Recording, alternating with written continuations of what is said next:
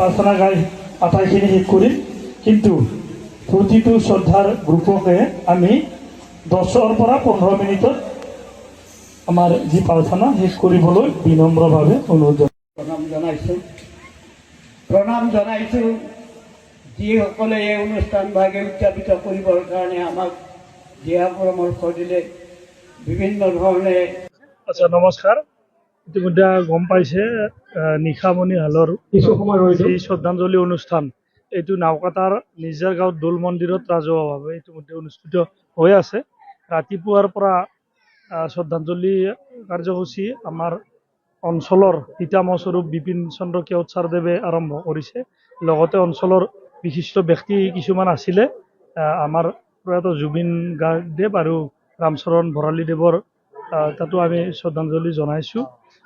তাৰে পিছ মুহূৰ্ততে আমি কাৰ্যসূচী হিচাপে সৰ্বধৰ্ম প্ৰাৰ্থনা আছিল। প্ৰায় 68মান এনেকুৱা বিভিন্ন ধৰ্মীয় ৰাইজ ইয়াতে আহি প্ৰাৰ্থনা কৰিছে।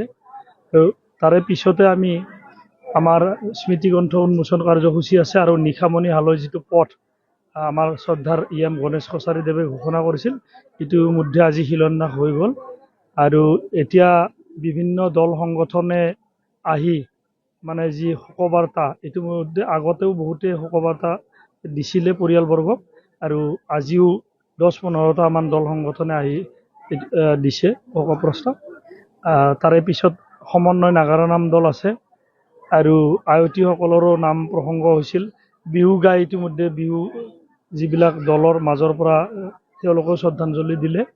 এতিয়া ৰাইজৰ কাৰণে আমি দুপৰীয়াৰ আহাৰৰ ব্যৱস্থা কৰিছিলোঁ, আহাৰো দি থকা হৈছে।